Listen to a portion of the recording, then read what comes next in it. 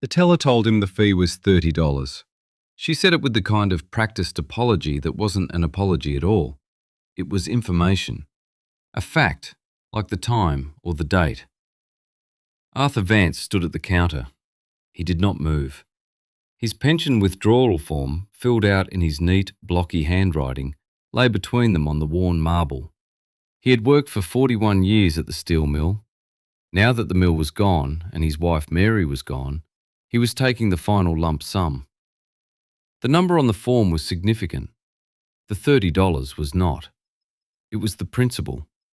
I just want to know if it was done right. He didn't say the words aloud.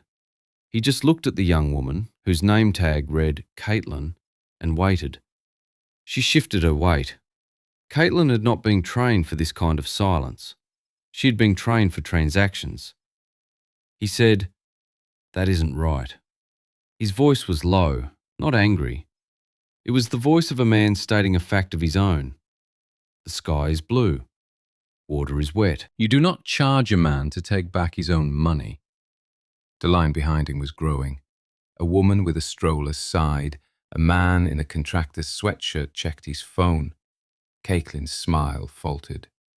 "I'm sorry, sir, it's our standard processing fee for pension disbursements.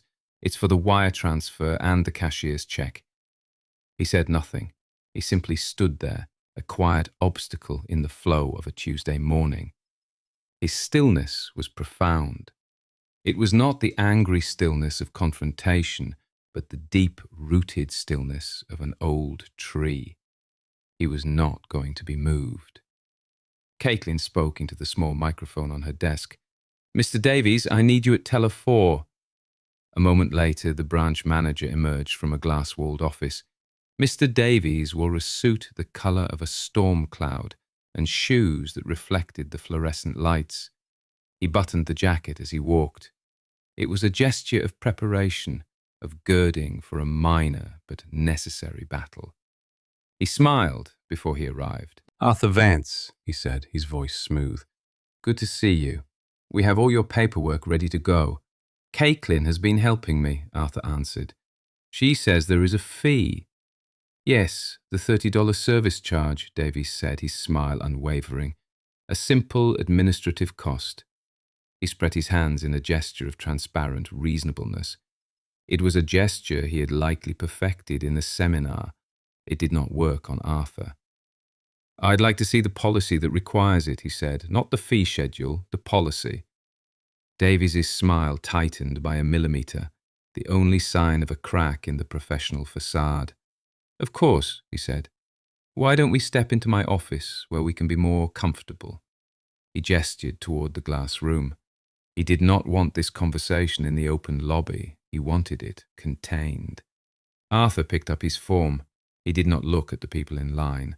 He walked forward, slow, controlled.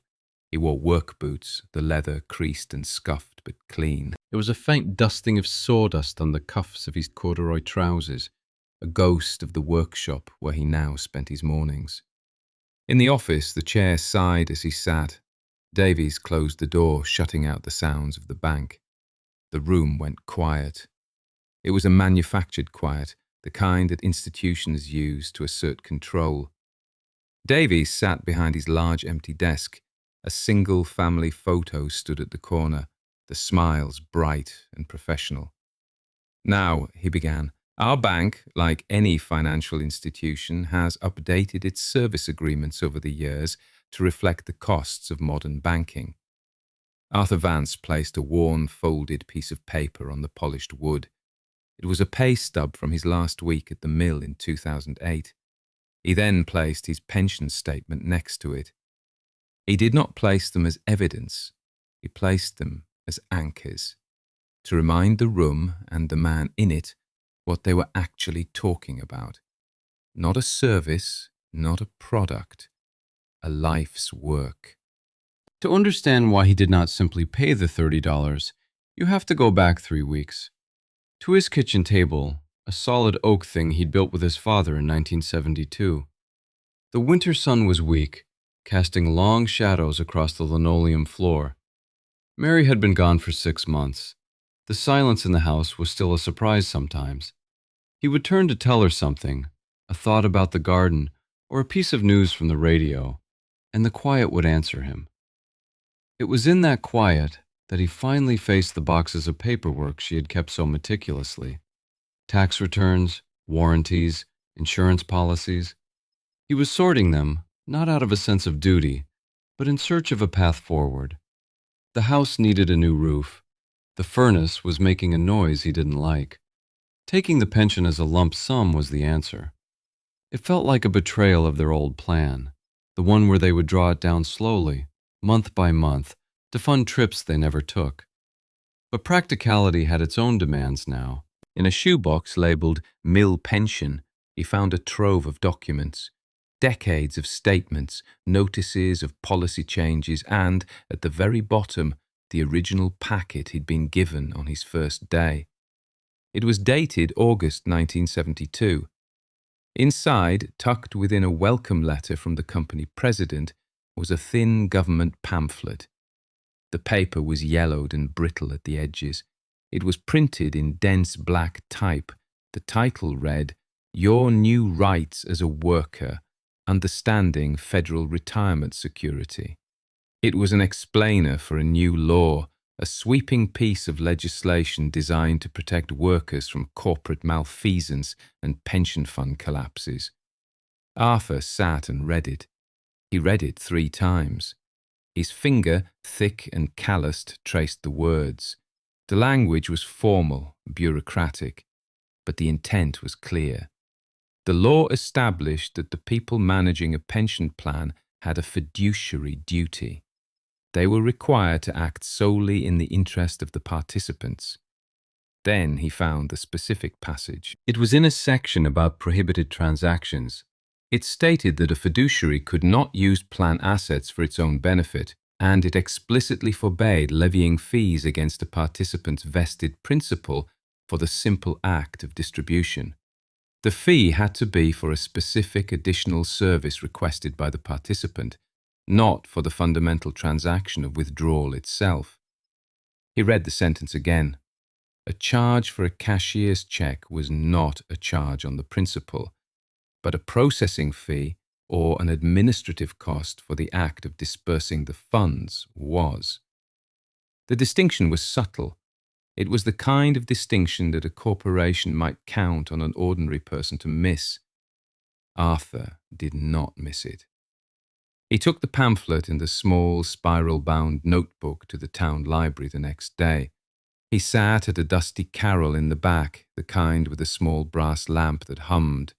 He asked the librarian, a woman who had known him since he was a boy, how to look up federal statutes. She showed him the online legal databases. For a week, he spent his afternoons there. He learned to navigate the labyrinth of the United States Code. He found the Employee Retirement Income Security Act of 1974. The pamphlet from 1972 had been a primer, an advance notice of the coming law. He cross-referenced the language. He read the amendments.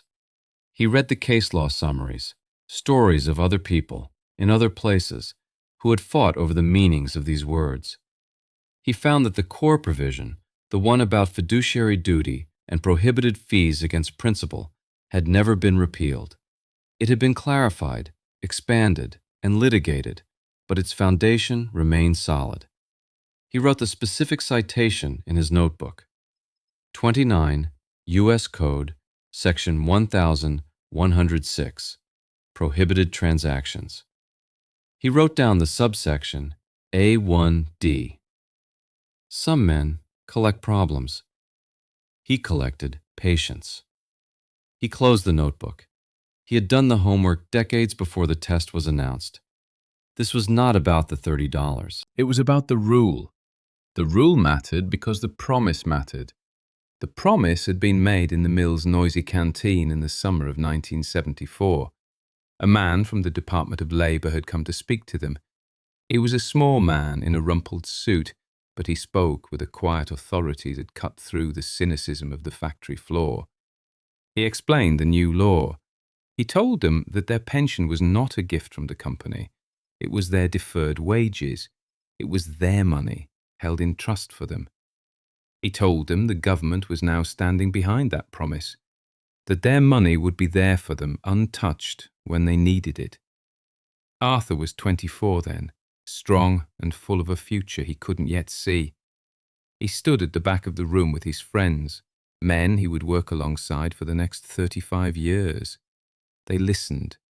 They had seen their fathers and uncles lose everything when smaller companies went under. This new law felt different. It felt solid. It felt like a foundation they could build a life on. Arthur built his life on it. 41 years of walking through the same gate before dawn. 41 years of noise and heat and the smell of hot steel. He and Mary had raised 2 children in the small house on Cedar Street. They had paid their mortgage, paid their taxes, and put their faith in the quiet math of that pension. Every pay stub showed the deduction, a small amount, week after week, year after year, growing into a promise. The pension was a character in their marriage. It was the silent partner in every major decision. We can't afford that car, Art. We have to think of the pension. Don't worry about the leaky faucet, Mary.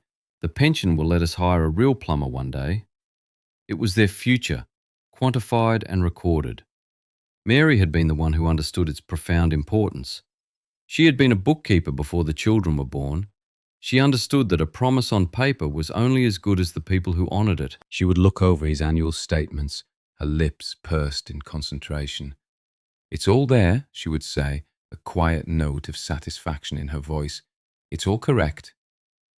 When the mill closed in 2008, a wave of fear went through the town. But the pension was protected. It was moved from the company's control to a massive trust managed by a national investment firm. And the custodial accounts, the ones the retirees would draw from, were eventually moved to this new bank, the one that had bought out the old town savings and loan. The new bank had no memory of the mill. It had no connection to the men who had worked there. It was an institution of flowcharts and fee schedules. To the bank, Arthur's pension was not a promise. It was an account number, a liability to be managed. When Mary got sick, the pension was their safety net. It was the reason he could take time off to care for her without worrying about the bills. It was the quiet assurance that they would be okay. On the porch during her last summer, she had held his hand. Her grip was weak, but her gaze was steady. "We earned that peace, Art," she had told him. "You earned it. Don't let anyone chip away at it. Not one penny." The $30 fee was not a penny. It was a chip. It was a violation of the rule. It was a breaking of the promise. And Arthur Vance was not going to allow it.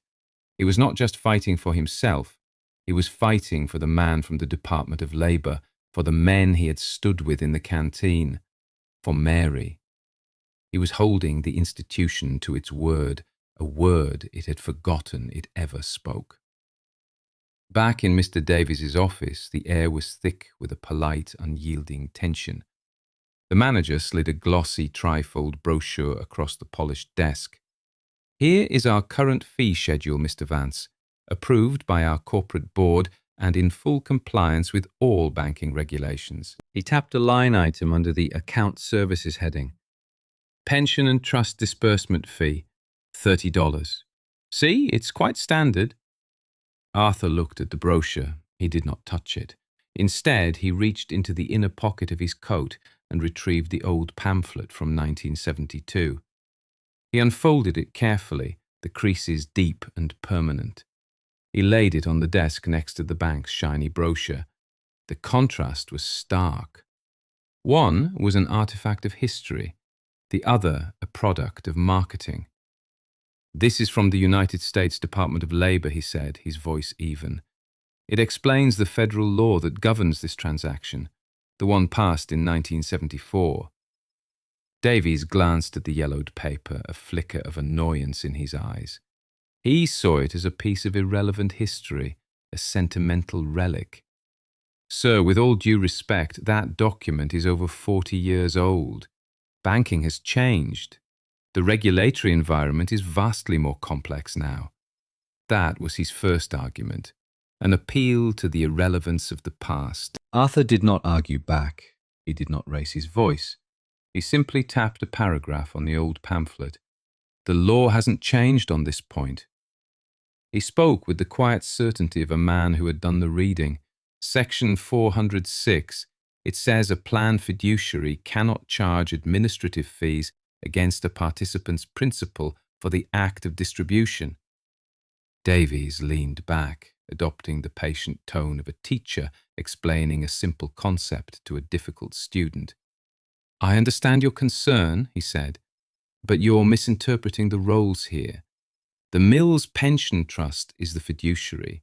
We, the bank, are merely the custodial agent.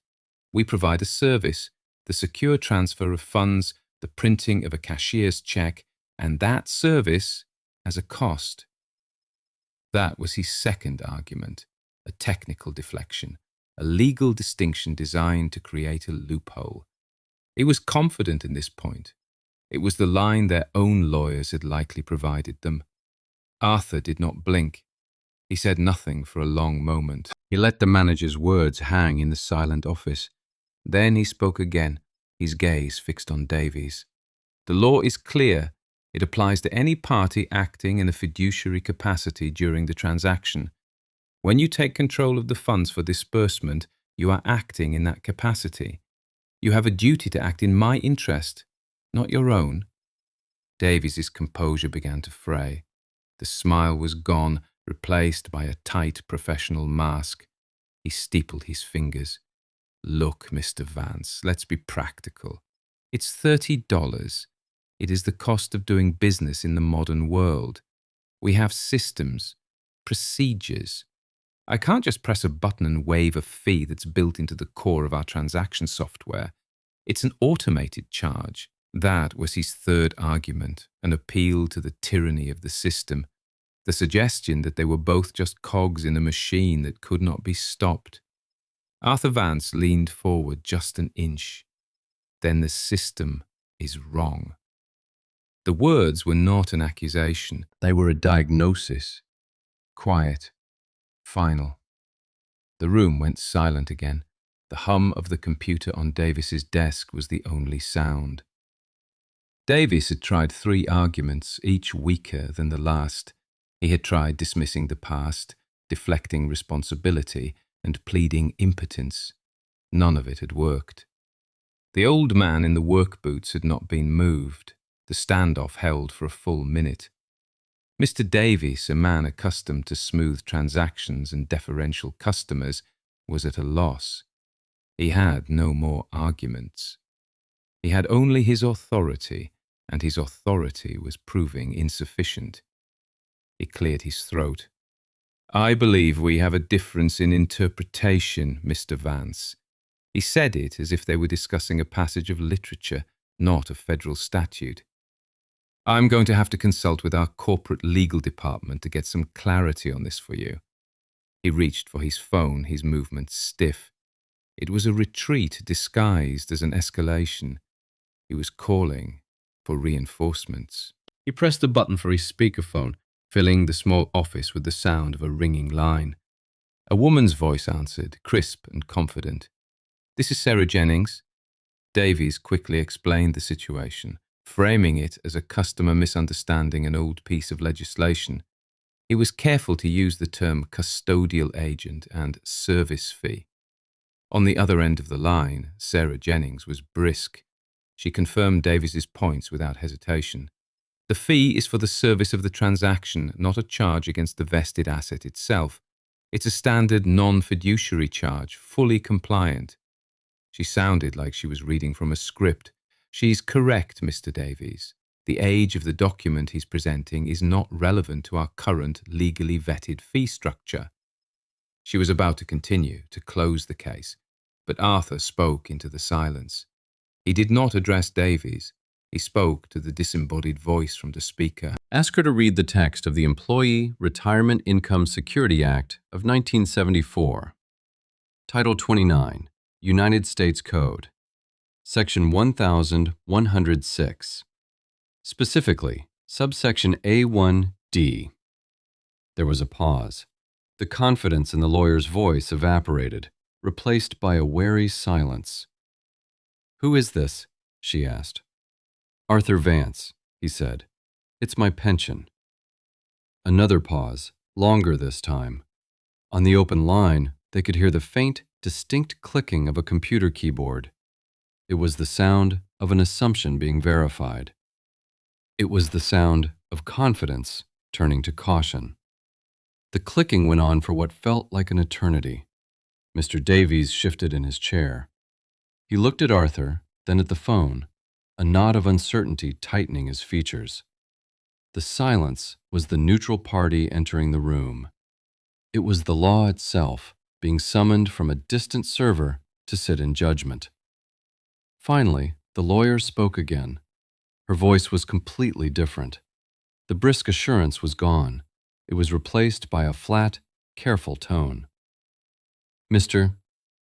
Davies," she said, "there appears to be an unamended provision regarding direct principal distribution. I need to look into the interpretive bulletins on this. Let me call you back." She disconnected the call. The dial tone buzzed for a moment before Davies shut it off. The verification was complete. It wasn't in an admission of error. It was in the change of tone. It was in the sudden need to look into it. It was the quiet sound of an institution realizing it had stepped on a line it did not know was there.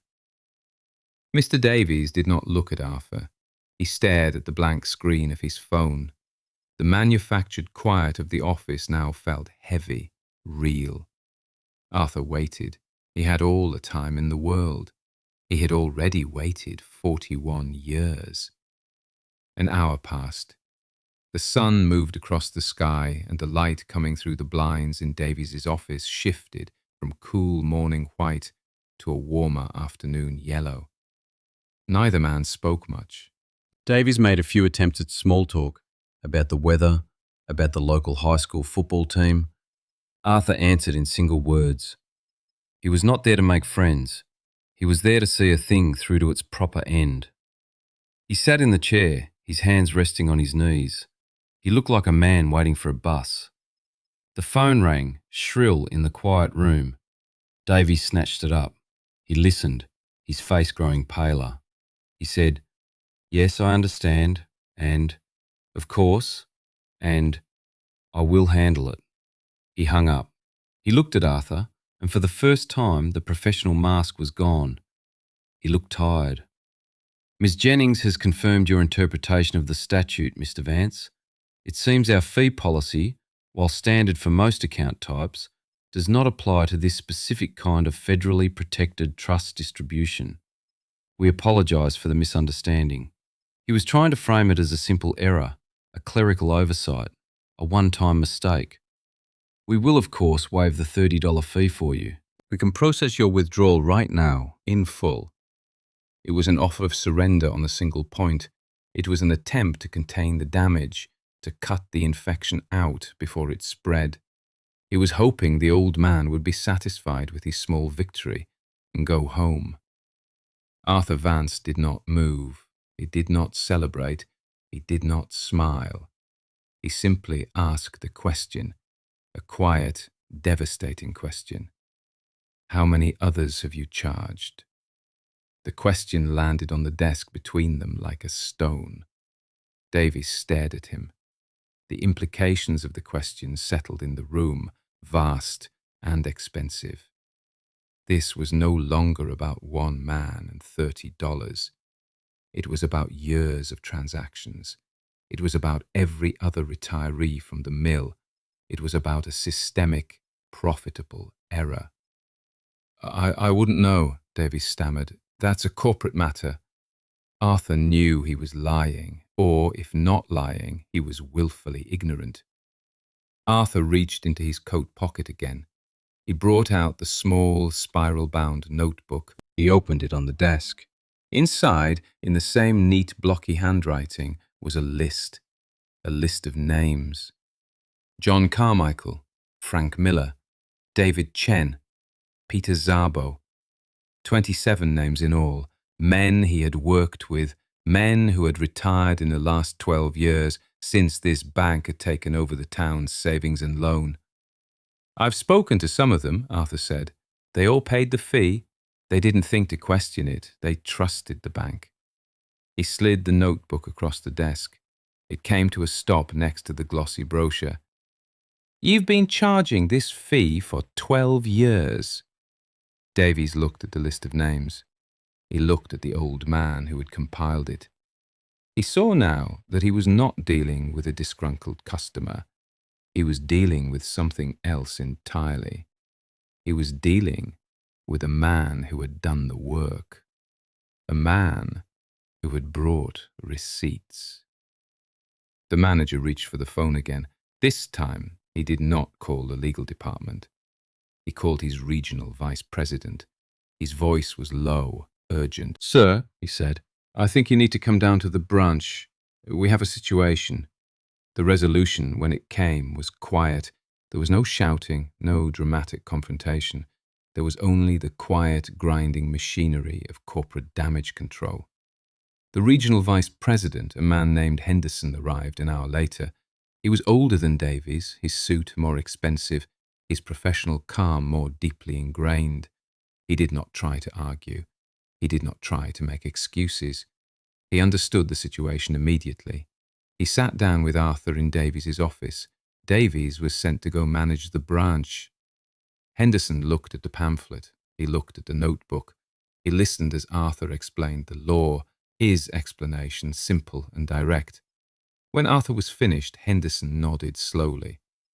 "You are correct, Mr. Vance, an oversight on our part, a serious one." He did not apologize. Men like Henderson did not apologize. They acknowledged facts. He made an offer. The bank would refund the $30 fee to every man on Arthur's list, and for his trouble in bringing this to their attention, they would offer Mr. Vance a settlement. $8,000. A check could be cut today. All it required was his signature on a non-disclosure agreement. It was a standard corporate maneuver. Buy the silence. Isolate the problem. Make it go away. Arthur shook his head. No. Henderson was surprised. He had assumed this was about money. "It's a very generous offer, Mr. Vance. It's more than fair." "It's not about the money," Arthur said. He closed his notebook. "Just return the money to everyone you charged, with interest, the rate specified by the state for improperly held funds." Henderson stared at him. He was beginning to understand. Arthur Vance was not negotiating. He was issuing a directive. The bank had two choices. They could accept his terms, or he could walk out of this office and make a phone call to a reporter he knew at the state paper, and another to the Department of Labor. The choice was theirs. Henderson was a practical man. A lawsuit would cost them millions in legal fees and reputational damage. Refunding the money was cheaper. It was just math. "It will be done," he said. He stood and offered his hand. Arthur did not take it. He watched as Henderson spoke on the phone to the bank's accountants and lawyers. He watched as a new set of papers was drawn up, an agreement, a promise to conduct a full audit of all pension disbursements for the last 12 years, to identify every person who was improperly charged, and to issue full refunds with compounded interest. The final number, a preliminary estimate typed at the bottom of the agreement, was $920,000. Arthur read the document twice. He signed it. Then the bank manager, Davies, was brought back in to process his withdrawal. The transaction was completed in silence. No fee was charged. The cashier's check was slid across the desk. Arthur folded it neatly and put it in his coat pocket. He picked up his old pamphlet and his notebook. He stood, buttoned his coat, and walked out of the office. He did not look back. The auction was over. The institution had lost. Done. Arthur Vance went home. He walked into the quiet house and put his coat on the hook by the door. He went to the kitchen and placed the check on the oak table. He did not look at the amount. He had not fought for the number. He had fought for the rule. He made himself a cup of tea and sat at the table, just as he had 3 weeks earlier when this had all begun. The afternoon sun streamed through the window, illuminating the dust motes dancing in the air. He looked out at the backyard. The fence was peeling. He and Mary had always talked about painting it a cheerful barn red. They never got around to it. There was always something more important: the furnace, the roof, the quiet accumulation of a life. He sat there for a long time, the tea growing cold in his mug. He thought about the men on his list. He thought about the promise made in the canteen so long ago. Some things are planted for the next man. He pushed his chair back, stood up, and went to the basement. He came back with an old can of paint and a stiff, clean brush. He went outside into the cool autumn air. He pried open the lid. The paint was thick, but still good. He dipped the brush in and walked to the fence. He made the first stroke, a bold, clean line of red against the weathered grey wood. He wasn't restoring the fence for Mary. He was restoring it for the house, for the rule of things, for the quiet promise that what is earned should be protected. He straightened something that had been bent. Arthur Vance painted until the sun went down. He restored a rule. He held an institution to a promise it had forgotten making. But not all promises are written in federal law. Some are hidden in plain sight, on the back of a receipt, in a county clerk's forgotten ledger. If this story stayed with you, there's more like it. Next time we meet a woman in Oregon, a single mother who bought a used car from a dealership that thought she was an easy mark. They didn't know what her father, a quiet mechanic, had left for her in an old shoebox in the garage. We'll see what holds.